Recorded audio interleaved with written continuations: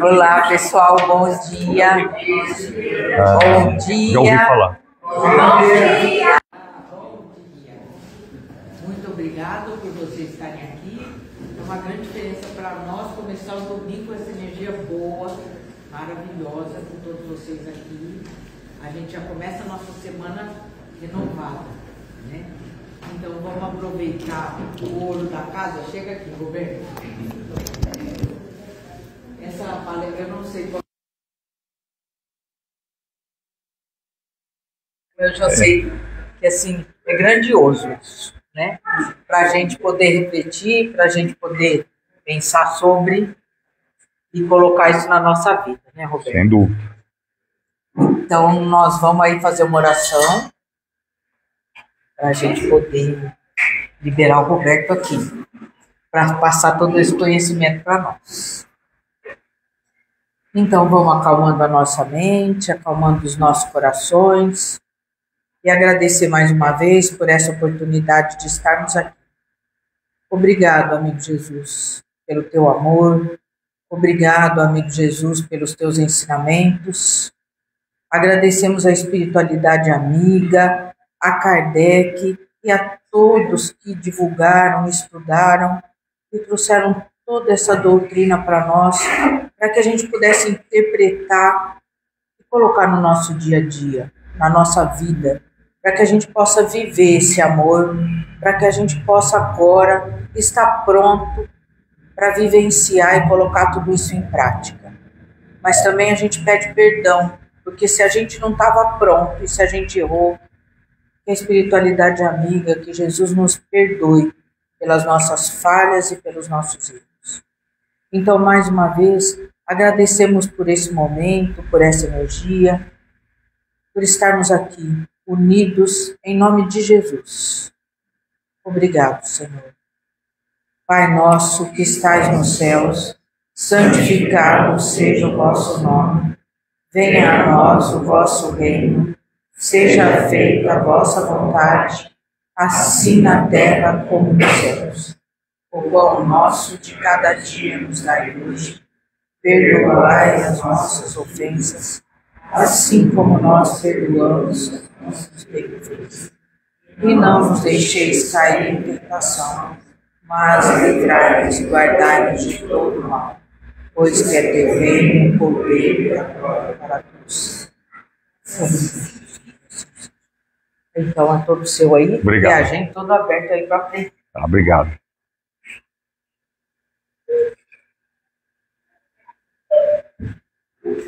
Bom dia. Bom dia. Sejam todos bem-vindos. É uma grata satisfação a gente estar aqui mais uma vez, né, compartilhando aí as nossas curiosidades, né? Essa semana, inclusive, foi semana considerada Dia dos Professores, né?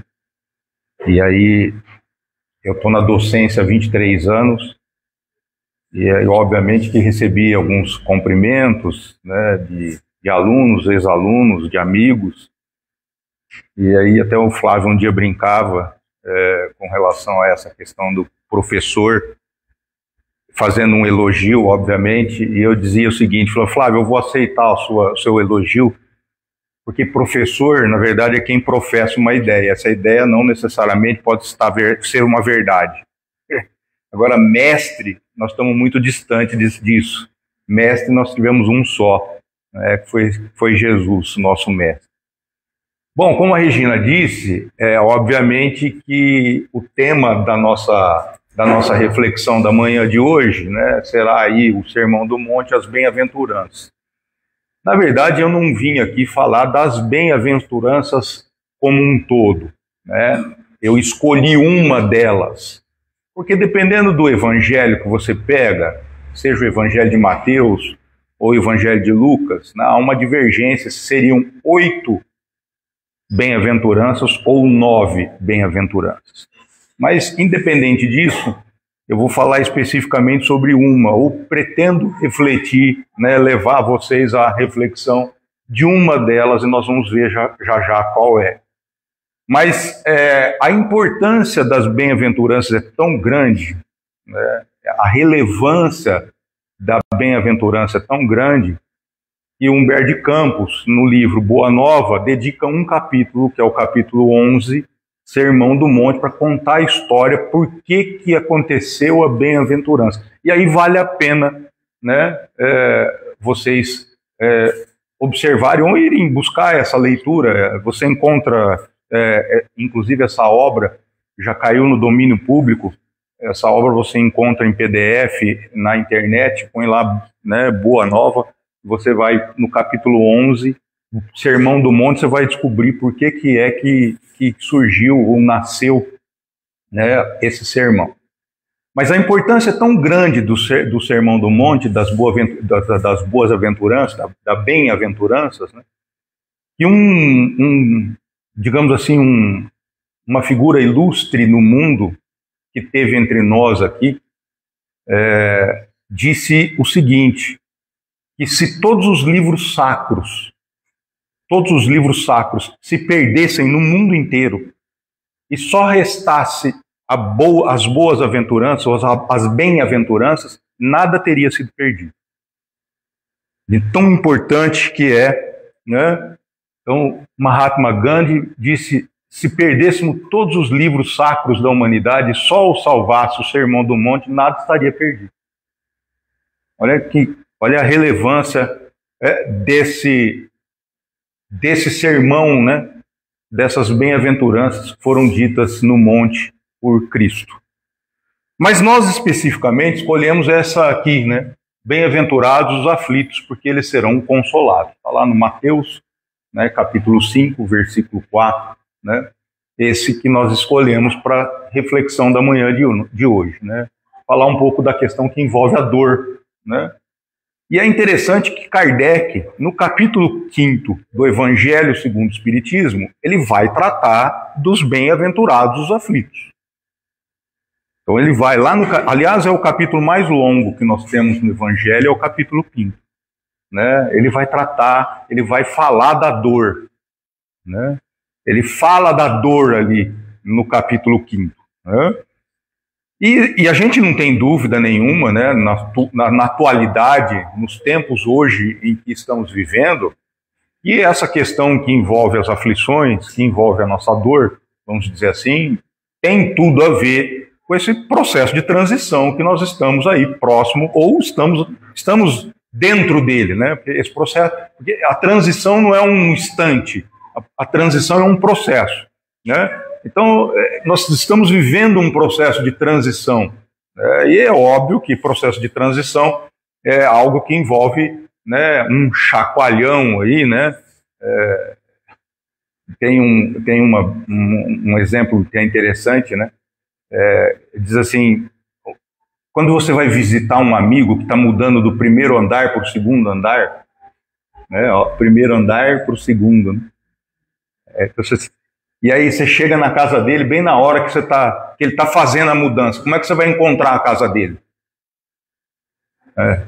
Tudo bagunçado, né? Cheio de caixa, de tranqueira para lá, coisa, roupa jogada, e sapato, e não sei o quê, né? Móvel de fora do lugar. Então, transição é isso aí, né? Mudança, né? Então, é óbvio que nós sabemos que nós estamos passando por um momento de transição, e isso é inerente. Mas, independente disso, né, e Haroldo Dutra Dias diz isso, nós estamos vivendo, né, ou temos aí um número muito grande, que é o número da infelicidade. Né? Se vocês andarem por aí, todos nós, né, andamos por aí, nós sabemos que há um número muito grande, que é o chamado número da infelicidade. Né? O que seria isso? Né? Ou seja, hoje nós encontramos muito, né, infelizmente, um índice de suicídio muito alto. Né, mas um índice de suicídio alto, não assim entre pessoas já de uma meia-idade, não, índice de suicídio entre jovens, de 13, 14 anos. Né.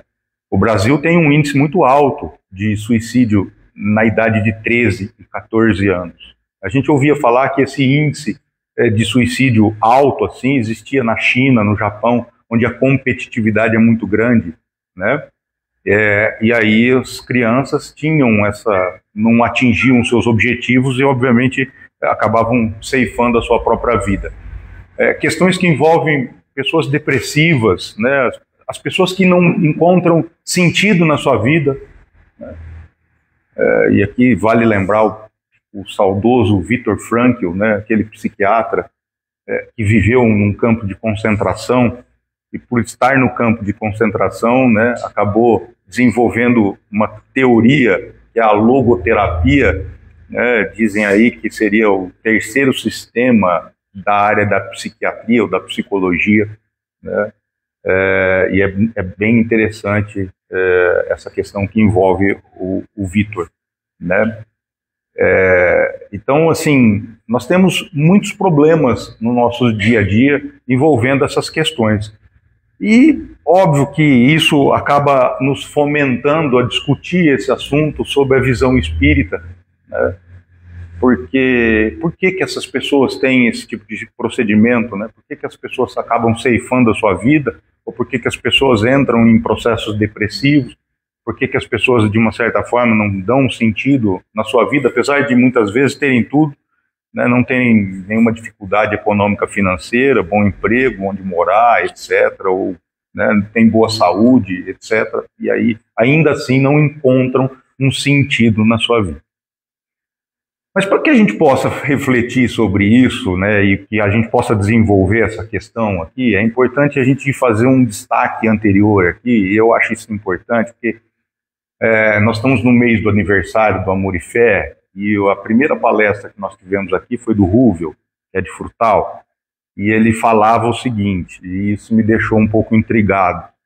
Ele dizia na palestra dele aqui que ele chegou a perguntar para o Haroldo, né, a questão dessa interpretação do Evangelho e coisas dessa natureza, e aí o Haroldo disse assim para ele, nós vamos demorar ainda uns 400, 500 anos para entender o Evangelho. Nós não entendemos o Evangelho ainda. E aí isso me chamou um pouco a atenção, né, porque me parece que as coisas estão muito claras aí no Evangelho, basta a gente se esforçar e ler e aprender, né?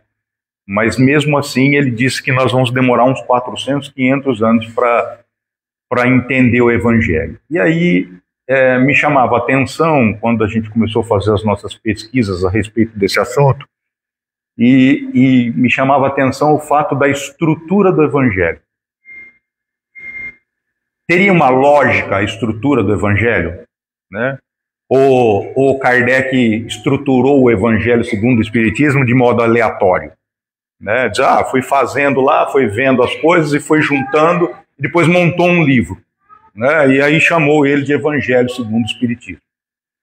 E aí quando você vai se aprofundar sobre isso, você vê que tem toda uma lógica. Não é à toa que Emmanuel disse que o homem mais sábio na época em que Allan Kardec sobrevivia, ou vivia aqui na Terra, era ele.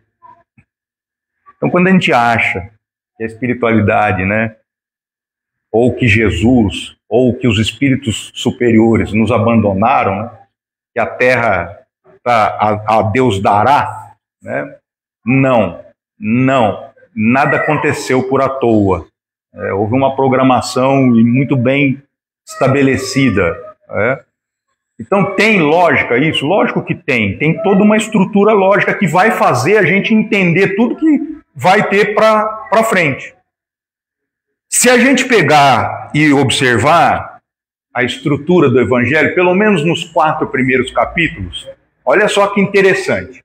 O primeiro capítulo do Evangelho vai tratar sobre o quê? Não vim destruir a lei. Ou seja, que lei? Lei de Deus. Então ele está falando sobre a existência de Deus. O segundo capítulo vai dizer, meu reino não é deste mundo. Ou seja, nós não somos daqui, velho. Nós estamos de passagem aqui. Se nós estamos de passagem, significa que a nossa vida continua. Nós temos o quê? Uma vida imortal, a imortalidade da alma. Terceiro capítulo, há muitas moradas na casa do meu pai, ou seja, pluralidade dos mundos habitados. Quarto capítulo, ninguém pode ver o reino de Deus se não nascer de novo, ou seja, reencarnação, pluralidade de existência. Então, percebam que Kardec, ao estabelecer a estrutura, o corpo, né, do Evangelho, ele colocou os 4 primeiros capítulos, os princípios ou leis imutáveis do Espiritismo. Existência de Deus, né? Nós temos lá imortalidade da alma, pluralidade de mundos e pluralidade de existência. Faltou aí a comunicabilidade dos espíritos, mas de uma certa forma a estrutura básica está aí. Diz, ó, é o seguinte, filho, para você entender o que eu vou falar, você tem que concordar com isso aqui. Então, você tem um alicerce. E agora eu vou construir o prédio. Você tem um alicerce sólido, para que eu possa entender o que vem depois, é preciso que eu entenda esse alicerce. Então, vejam que interessante. Ele solidifica, né, uma estrutura que tem toda a lógica dentro do Espiritismo, dentro dessa doutrina. E aí ele vai falar da dor.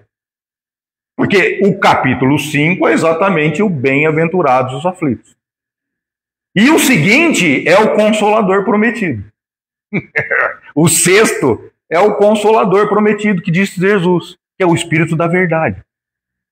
O Espírito da Verdade é o Consolador prometido. Então, vejam que nós vamos estruturando e vai ficando fácil depois da gente entender por que Jesus disse: bem-aventurados os aflitos, porque serão consolados. Porque se você for fazer uma interpretação, digamos assim, literal, já começa, e isso é natural nosso, né? Sem dúvida nenhuma, porque nós não temos conhecimento, como é que a gente vai fazer a interpretação? De modo literal. E aí diz assim, bem-aventurados os aflitos, né? Bem-aventurança não é uma tal de felicidade aí? Sim, em tese, né? Em tese, cuidado. E felizes quem sofre? Então, eu tenho que sofrer para ser consolado? Porque não dá para pular essa parte? Né? Pula essa parte. Por que eu tenho que me autoflagelar, então, para ser feliz? Porque aí eu sofro e vou ser feliz depois, lá na frente, né? Vou ser consolado. Não me parece que faz algum sentido isso, né? Mas, enfim, entendendo essa estrutura, né? Por que o Criador permite, né, então, a dor em nossa existência? E Kardec vai começar o capítulo exatamente com esse questionamento, porque é algo que intriga ele também. Por que algumas pessoas são muito mais felizes do que outras, em tese, né? Vamos pôr entre aspas essa expressão felicidade, né? Por que dentro de uma mesma família, tudo que um faz dá certo e o outro, tudo que o outro faz dá errado? E aí, é interessante que se você começa a observar aquela família, que aquele cara que faz tudo dá certo e aquele que faz tudo e dá errado, entre aspas, parece que aquele que tudo dá errado é melhor do que aquele outro, né? Assim, é mais bonzinho, é mais legal, é mais agradável, né? Você fala, esse cara que tinha que dar tudo certo para ele, não aquele outro. Né? Por que isso acontece? Né? Por que dentro de uma estrutura familiar você tem um sujeito lá que a gente chama, né, os mais antigos, de arrimo de família, quer dizer, aquele cara que sustentava a família, né? Aí essa semana eu via lá um evento aí, um sujeito, infelizmente, né? Dois bandidos entraram dentro de uma agência de automóvel, não sei por qual razão, não era um assalto, eles acho que iam matar o dono da agência de automóvel, e acabaram assassinando o agente do automóvel. E tinha um policial, né, que estava ali, não sei se era um consumidor ou alguma coisa nesse sentido, e o policial acabou saindo e reagindo. E aí, matando um dos bandidos e o outro, eles estavam em dois, numa motocicleta, o outro acho que fugiu. Mas enfim, nessa troca de tiro, passava um garoto de 19 anos do outro lado da rua, tomou um tiro e faleceu. O que esse cara tinha a ver com essa história? Então você imagina que esse menino de 19 anos fosse lá o tal do arrimo de família. Você tem a mãe, mais 3 irmãos, o pai morreu ou sumiu, era ele que sustentava a família. Por que tinha que ser ele? A mãe não vai dar condição econômica de sustentar os outros 3 irmãos. Como é que funciona? Que justiça é essa? Que Deus é esse? Então, por que Deus autoriza isso? Por que isso acontece? Né? Então, Kardec vai questionar. E aí ele diz assim, então, peraí, ó, capítulo 1, Deus. Tá. Quem é esse, ou o que é esse Deus?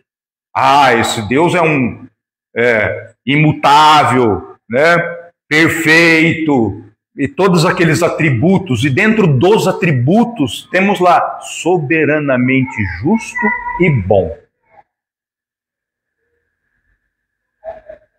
Então, se esse Deus é soberanamente justo e bom, sem dúvida nenhuma que tem que haver uma causa para essa dor. E se tem que haver uma causa para essa dor, essa causa tem que ser justa.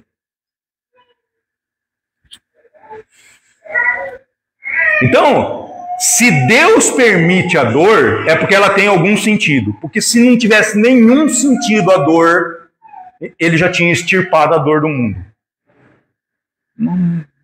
É simples assim.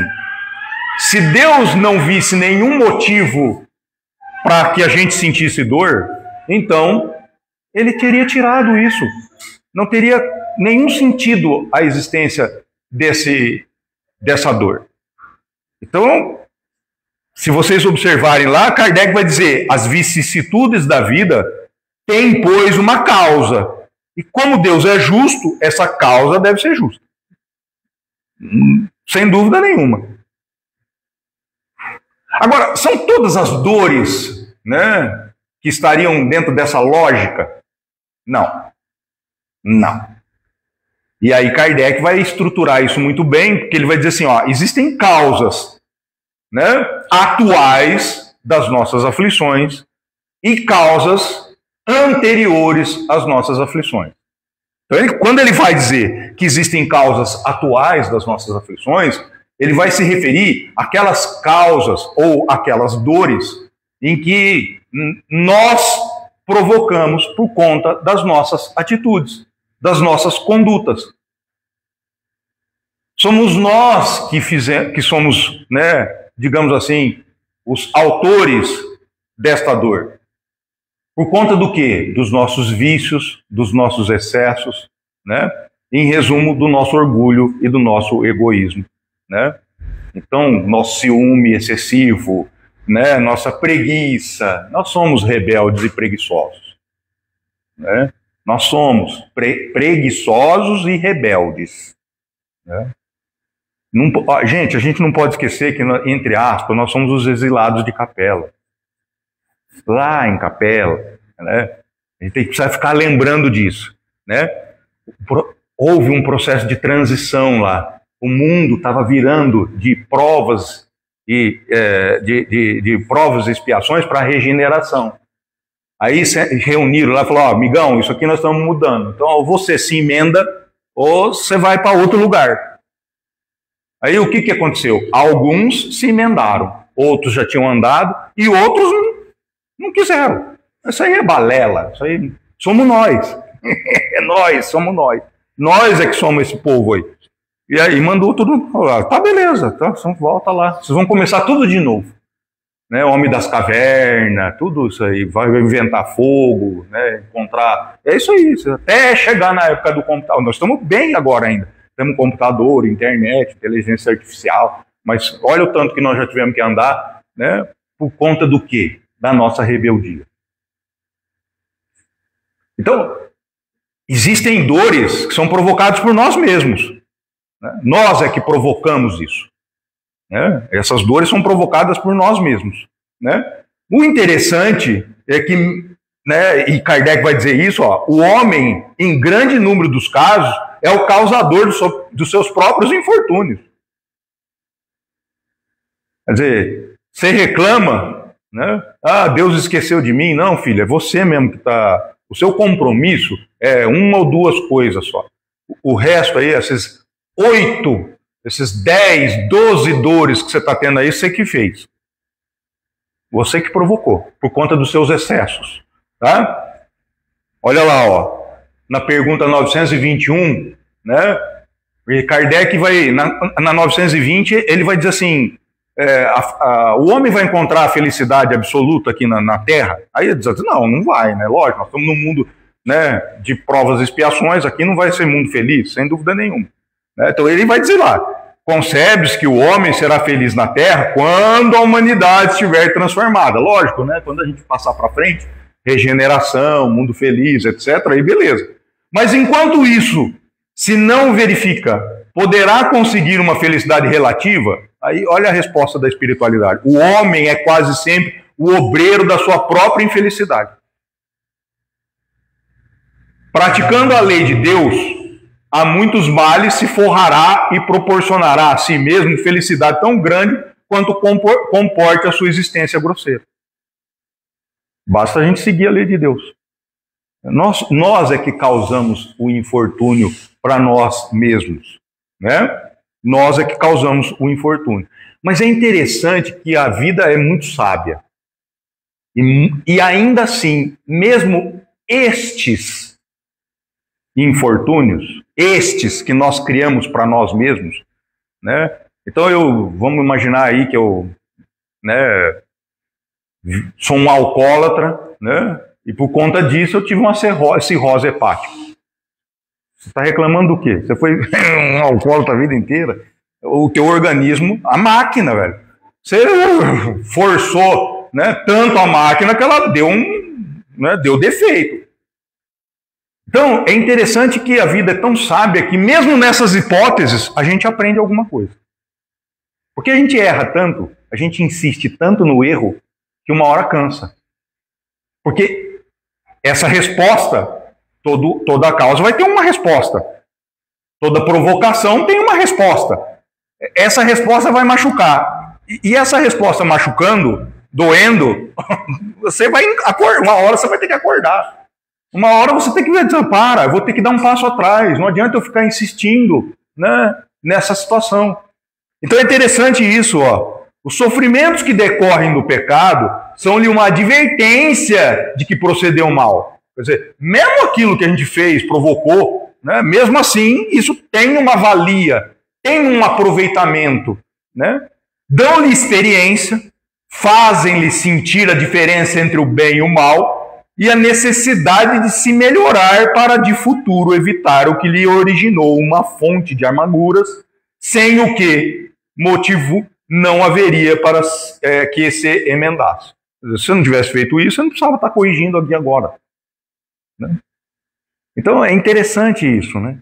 A sabedoria divina é tão grande, né, que até isso, né, quer dizer, até aqueles infortúnios, aquelas atitudes de aflição que foram provocadas por nós mesmos, até essas ainda, sem dúvida nenhuma, vão nos auxiliar, né, vão nos trazer algum proveito. Né? E é interessante dentro dessa lógica, porque Emmanuel, naquele livro Consolador, lhe é questionado, né, qual seria, vamos dizer assim, a dor mais importante. Se seria a dor física, né, ou a dor moral. E aí Emmanuel vai dizer assim, ele vai dar um nome para essas dores. Ele vai chamar a dor física de dor ilusão. E a dor moral de dor realidade. E ele vai dizer assim, não, a dor realidade, a dor moral, essa é mais importante. Essa aqui vai levar a redenção, a transformação, a mudança do espírito. Mas mesmo a outra, ela é importante. Dentro dessa lógica de que ainda assim, mesmo a dor física, ela ainda assim aproveita o sujeito. Olha que interessante, ó. Entre a dor física e a dor moral, qual das duas faz vibrar mais profundamente o espírito humano? Podemos classificar o sofrimento do espírito como a dor realidade e o tormento físico de qualquer natureza como a dor ilusão. Em verdade, toda dor física colima o despertar da alma para os seus grandiosos deveres, seja como expressão expiatória, como consequência dos abusos humanos ou como advertência da natureza material ao dono de um organismo. Quer dizer, olha que interessante, né? Você está abusando, né? Então você vai ter a tua resposta aí, né? E essa resposta vai te auxiliar, ainda assim que seja uma dor física, ela te auxilia a que você caminhe. Então essa é uma aflição que nós provocamos, e essa, se é provocada por nós podemos, sem dúvida nenhuma, deixar de fazê-la. É óbvio. Agora, existem aflições que são anteriores, têm causas anteriores. E essas sim vão gerar uma certa indignação, uma certa, vamos dizer assim, né, até uma certa questionamento propriamente dito. Porque são dores que aparentemente não têm uma justificativa, não têm uma razão de ser. Então, como é que você explica a morte de uma criança? Né? De 5 anos de idade, 3 anos de idade, 7 anos de idade. Uma mãe, um pai que perde um filho, né, de 3, 5, 4 anos de idade. O que essa criança pecou, né, na expressão genérica? O que ela fez nessa vida? Ela não fez nada. Como é que ela foi ceifada a vida dela? Né? Sujeito saudável, tem vida regrada, come alimentação regrada, não bebe, não fuma, não tem vício, e aí, pum, aparece uma doença grave. Né? E às vezes o que traz mais indignação, né? E essa é uma situação interessante. O Zé é médico, ele vai entender bem isso aí, né? O sujeito, a gente fala em cirrose e pensa em alcoolismo. Existem outras modalidades de origem para isso, né? Mas é interessante isso, que às vezes o sujeito não tem vício nenhum, aí ele tem uma cirrose gravíssima. Mas eu nunca bebi. Não é necessariamente por conta disso. Mas a gente faz esse tipo de associação. Há um preconceito, vamos dizer assim. Né? E aí o sujeito pega um câncer, uma doença qualquer aí, né, muito grave. Né? Mas, esse cara não tinha nada. Não é, né? Não, como assim? Né? Por que isso? Né? Então, a lógica é a mesma. A lógica é a mesma. Toda causa tem um efeito. Né? E se Deus é justo, a causa é justa, óbvio. Né? E se a causa é justa, se ela não é dessa existência, ela é da onde? De outra. Aí, voltamos lá no capítulo 2, 3, lá, o que é? Né? Reencarnação, imortalidade da alma. Quer dizer, filhão, se não foi agora, foi lá atrás. Alguma coisa aconteceu lá atrás para que essa situação esteja... Não bebeu nessa, não fumou nessa. Né? O sujeito tem câncer no pulmão. Eu nunca pus um cigarro na boca, tá? Beleza, mas nas 10 reencarnações passadas, você fumava que nem um dragão. E aí? Teu perispírito está impregnado disso, precisa limpar isso aí, velho. Né? Então, você vê que eu joguei muito tênis, é isso aí, ó. Nessa vida eu não joguei nenhuma vez tênis. Agora, e não sou canhoto ainda. Se tivesse que jogar tênis, era com o Brasil. Agora eu fui jogar. Nem isso. Vai saber o que aconteceu. Então, se há uma causa justa, e esta causa não tem origem aqui, é que tem origem no passado. Sem dúvida nenhuma. Né? Sem dúvida nenhuma. Agora, é interessante essa reflexão aqui, ó. Porque Kardec vai dizer assim, ó, Deus, ele não vai punir, né, pelo bem que você fez. Olha, se você fez o bem, você vai ser punido. E também Deus não vai te punir pelo mal que você não fez. Então, eu estou aqui, bonitinho, tenho minha vida, só faço o bem, não posso ser punido. Tá, eu não faço o bem, mas também não faço o mal, então também não posso ser punido. Né? Então, essa é a lógica. Né? Então, se a lógica é essa, né? Se você não pode ser punido pelo bem que fez, nem ser punido pelo mal que não fez, significa que um mal você fez. Quando? Lá atrás. Antes. Você fez um mal lá atrás. E aí você vai dizer assim, não, mas então peraí, Então isso aí é uma punição, né? Porque punir. Não, para. Cuidado com essa expressão aí que Kardec utiliza. A punição não é um castigo de vida. Porque aí a gente vai interpretar a expressão punição como um castigo. Não. A punição tem natureza educativa.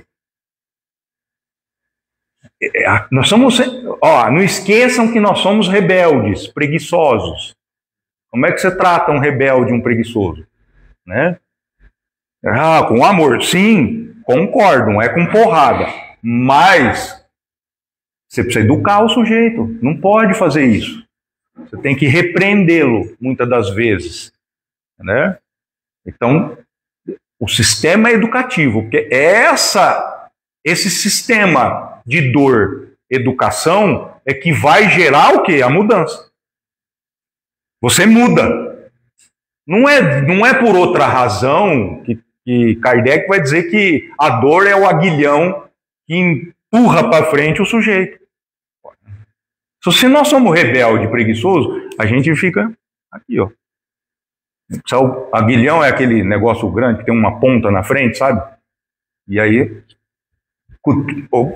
nós vamos, né? Vai, Roberto, vamos. Você está muito folgado, velho. Você está muito com a vida mansa, muito sossegado, né? Então, porque se você está com a vida mansa e sossegado, você vai querer inventar moda? Fala a verdade para mim. Eu estou precisando de uns problemas, então eu vou atrás de alguns problemas. Na minha vida está muito... Ninguém vai fazer isso, não existe, então precisa cutucar. É através da dor. A dor é educativa. Sem dúvida nenhuma, a dor é educativa. Ela vai educar, ela vai fazer você alterar, mudar, transformar, converter, né? Exatamente para que você possa, né, através do seu esforço, superar os desafios. Essa é a ideia, não é outra ideia. A ideia é exatamente essa. Por isso que o remorso não é punição. O remorso é a força que alimenta o arrependimento, que é a energia que alimenta a regeneração. Está lá, tá lá. Perguntaram isso para Emmanuel também. O remorso é uma punição? O remorso é a força que prepara o arrependimento, como este é a energia que precede o esforço regenerador. Nós vamos ter que reparar. Nós temos coisa para reparar. E para isso a gente precisa se arrepender, mas para isso a gente tem que sentir culpa, né? Remorso. Né? Você tem lá o seu... Porque se eu fiz uma coisa que eu acho que está certo, se eu matei alguém e acho que está certo, você não vai sentir nada. Agora, a hora que acende aquela chama divina que está dentro de você, né? E aí você fala, eu acho que eu não fiz coisa certa. Aí vai nascer o remorso. E esse é o quê? A energia que te joga para o arrependimento. Estou arrependido. E agora eu preciso só me arrepender? Não, eu preciso reparar. Preciso ter força para poder reparar.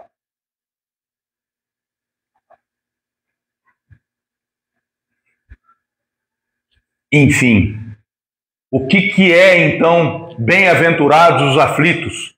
Né? Porque eles serão consolados. Né?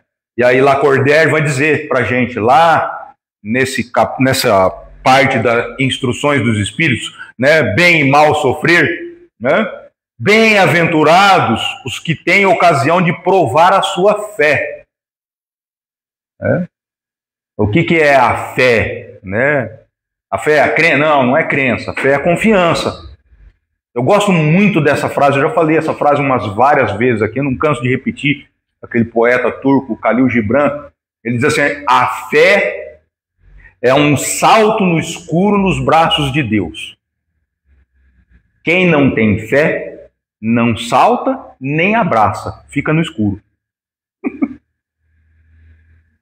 A fé é um salto no escuro nos braços. Você tem que confiar, velho. Você está no escuro.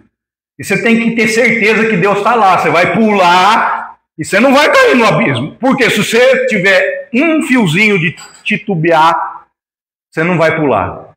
E aí, se você não pular, é que você não tem fé. Você não tem fé, você não cai no braço de Deus e você fica no escuro. Entendeu? Ô, Roberto, é difícil saber o limite entre fé e irresponsabilidade. Não, sim, também, né? Sem dúvida nenhuma, né? Que infelizmente a gente encontra muito, né? Infelizmente, né? Mas é a hora do quê? De você provar sua fé. O que mais? Sua firmeza, sua perseverança, sua submissão à vontade de Deus, né? Ou seja, você ser resiliente, você ser resignado. Nós temos que ser resignados em relação. É o saber sofrer. E ó, ser resiliente ou resignado não é ser subserviente, hein? Subserviência é outra coisa. Subserviência é aquela obediência cega. Então, né? Você está passando por uma dificuldade e essa dificuldade é remediável, mas você fala assim, isso é a vontade de Deus. E você não sai do lugar. Não. Para. Não é isso. Resiliência é buscar a renovação. É buscar, é vontade. Aliás, tem uma outra pergunta aqui do Livro dos Espíritos que o Kardec vai fazer. Fala assim, pera um pouquinho aí. Você falou que as duas maiores chagas que envolvem a questão do impedimento do seu progresso é o orgulho e o egoísmo. Tá, beleza, eu entendi isso aqui. Mas o que falta por homem? Vontade. O que falta para nós? Vontade. Nós não temos vontade. Por quê? Porque nós somos rebeldes e preguiçosos. Nós somos isso. Falta vontade. Falta vontade da gente querer, né, e buscar essa transformação. Bem-aventurados os aflitos, pois que serão consolados. Jesus aponta a compensação que hão de ter os que sofrem a resignação. Quer dizer, essa aceitação serena e pacífica, né? Que não tem nada a ver com subserviência, né? Interessante que o Espírito da Verdade, ele vai pedir para a gente duas coisinhas só, né? O quê? O devotamento e a abnegação. Né? Ou seja, a dedicação, né? E mais, aquela renúncia à vontade de Deus. É sofrer sem reclamar. É sofrer sem reclamar. Né? É sofrer com resignação, sendo resiliente. Essa é a orientação do Espírito da Verdade. Deus consola os humildes e dá força aos aflitos que a suplicam. Seu poder cobre a terra e por toda parte, ao lado de cada lágrima, põe o bálsamo que consola. O devotamento e a abnegação são uma prece contínua e encerram um profundo ensinamento.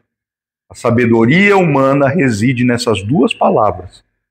Possam todos os espíritos sofredores compreender essa verdade, em vez de reclamar contra as dores, os sofrimentos morais, que são aqui na terra o vosso quinhão. É a parte que te cabe nesse latifúndio, já dizia a música, né? É isso aí. É a parte que... não, sem dúvida nenhuma. E aqui eu gostaria de chamar a atenção a vocês, interessante essa questão, que diz respeito exatamente à expressão bem-aventurados, porque a gente não pode esquecer do seguinte, a tradução do Evangelho, vamos dizer assim, né, do Novo Testamento, ela foi feita do grego para outras línguas. Né? E aí, no grego, bem-aventurados é uma expressão que chama macário, que significa feliz, né? Felicidade. Mas, se a gente for pensar, Jesus falava grego? Não. Jesus falava hebraico, aramaico, né? E aí, se a gente voltar lá atrás, e aí você pega as escrituras antigas, Velho Testamento, os profetas, né? Essa expressão, na verdade, ela era ashre, né? Que ela é felicidade, sim, mas ela não é ela não traz a ideia de sentimento. Ela não traz essa ideia de sentimento. ela traz a ideia de um caminhar, de um avançar, de um seguir. E aí vai fazer todo sentido. Porque ele diz assim, se você, por exemplo, caminha, né, você que sofre, porque você será consolado. Né? Segue em frente, vá adiante, né? Não esmoreça, siga. Né? Aí faz sentido. Né? Faz todo sentido. Né? Por isso que consolar aqui, ele traz mais a ideia de um processo, né, de trabalho renovador do que de um reconforto propriamente dito. E essa é a ideia. Essa, sem dúvida nenhuma, é a ideia. Essa é a ideia que Cristo nos deu. Bem-aventurados os aflitos, pois eles serão consolados. Isso. Todos nós aqui vamos sofrer aflições, dores, fazem parte do nosso crescimento. A dor faz parte do nosso crescimento. Né? E se você seguir em frente, né, com resiliência, com resignação, com firmeza, né, então você vai ser consolado depois que você passar por todo esse processo de trabalho, sem dúvida nenhuma, que você teve aí. Né? Mas o que você poderia dizer para mim? Falar assim, Roberto, legal, você falou tudo isso aí, eu entendi, muito legal, mas sabe o que é que a conclusão que eu cheguei aqui? E eu vou dizer assim, qual é a conclusão que você chegou? É o seguinte, amigão, tudo isso que você falou não tira a dor. A dor vai continuar. Se eu ser firme, bonitão, né? Firme, resiliente, mas isso não tira a minha dor. E eu vou dizer, não tira. Não vai tirar. Só que sabe o que ela vai fazer? Vai tirar o desespero, velho. Então. Porque se você entende o processo, você não precisa ter desespero. Aliás, Emmanuel vai dizer, a aflição com revolta chama-se desespero. E aqui, infelizmente, é onde, muitas das vezes, né, irmãos nossos, né, que não têm essa convicção, acabam entrando em processos de loucura e de suicídio, que é pior. Olha só o que diz Emmanuel nesse livro aqui, ó, hoje, né, chama Desespero. Está lá no capítulo 12. Provocações e problemas, habitualmente, são testes de resistência, necessários à evolução e aprimoramento da própria vida. A paciência é a escora íntima que auxilia a criatura a atravessá-los com o proveito devido. O desespero, entretanto, é a sobretaxa de sofrimento que a pessoa impõe a si mesma, complicando todos os processos de apoio que a conduziriam à tranquilidade e ao refazimento. Olha só que legal. O desespero é a sobretaxa do sofrimento. Quer dizer, você vai sofrer, você só está agravando a sua situação. E o que é pior, você vai entrar num processo que você pode chegar aonde? Na loucura, no suicídio. Né? Por isso que essa questão que envolve aí, né, esses ensinamentos que trazem aí a calma, a resignação, a fé no futuro, né, são o preservativo ideal para quê? Para que você não entre nesse processo de loucura e de suicídio. Infelizmente, e Kardec vai fazer esse comentário no Evangelho, nesse capítulo, e ele vai chamar dos materialistas, né? Ele vai dar esse nome, né, para essas pessoas que, infelizmente, não têm essa convicção. Aliás, eu queria fazer um parênteses aqui. Eu acho que um dos grandes males da vida que nós temos é essa situação que já vem de milênios, que foi colocada em nós, que a vida se restringe ao nascimento, à morte do corpo físico. Porque o dia que o homem, ou pelo menos a grande maioria, entender que a vida continua, que a nossa alma é imortal,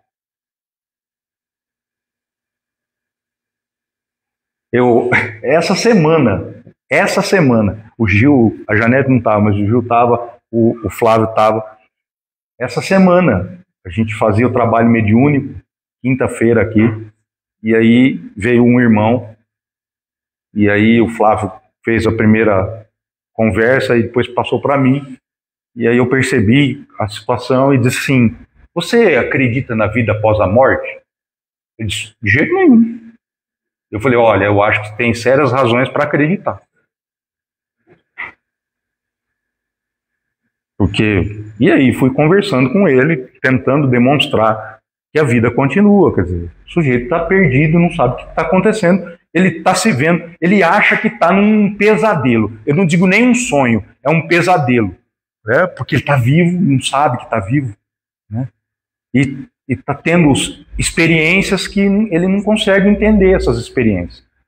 Então, a hora que o homem entender isso, que a vida continua, ele vai ter um sentido completamente diferente para a sua vida. Completamente diferente. Por isso, né, que, e aí eu gosto de Paulo, né, sempre nas minhas palestras eu sempre trago Paulo. Teve uma época que eu estudava Paulo, lia tanto Paulo, que eu frequentava um outro centro. Acho que eu fiquei tão impregnado do Paulo, tinha uma colaboradora do centro, começou a me chamar de Paulo. Oi, Paulo, boa noite, como vai? Era à noite lá, eu falei, Paulo, né? E aí eu falei, Érica, ela me chamou de Paulo? Ela te chamou de Paulo. Eu falei, pô, né? Que honra, né? Que honra. O nosso João aqui ainda é salvo. Então, não, mas não tem problema. Mas ele chega lá. Olha a sabedoria de Paulo na carta aos Coríntios, né, na segunda epístola, né, aos Coríntios, olha lá. Porque a tristeza, segundo Jesus, opera arrependimento para a salvação, o qual não traz pesar. Mas a tristeza do mundo gera a morte. Olha lá, Paulo está dizendo, ó, tem duas tristezas, velho. Tem uma tristeza segundo Deus, que é aquela que vai te incentivar o quê?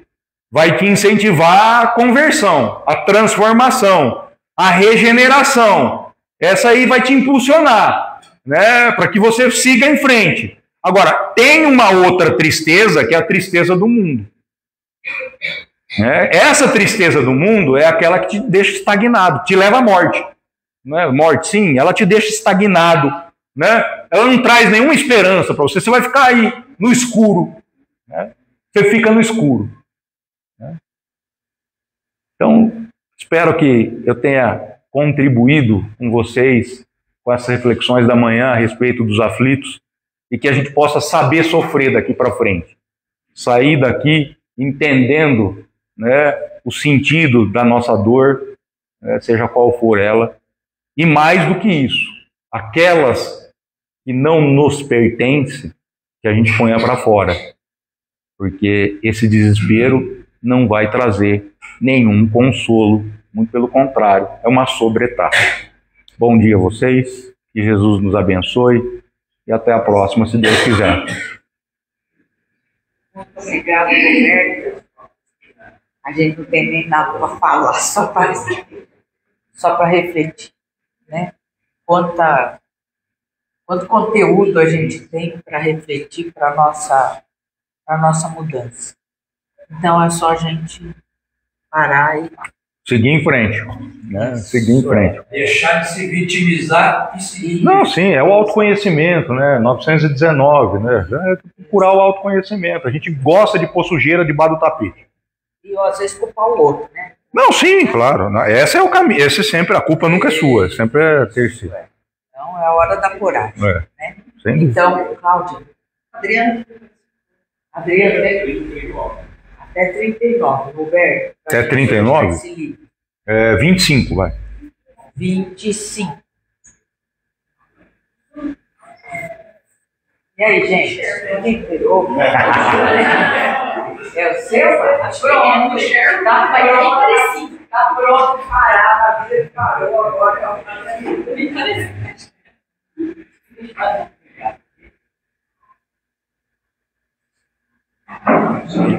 para quem está aqui pela primeira vez, a gente tem um evangelho aqui, se vocês quiserem levar. Também tem um roteiro para o Evangelho no Lar, é bastante interessante. Você já tem que pegar o roteiro do Evangelho no Lar bom? E eu vi, você é a primeira vez?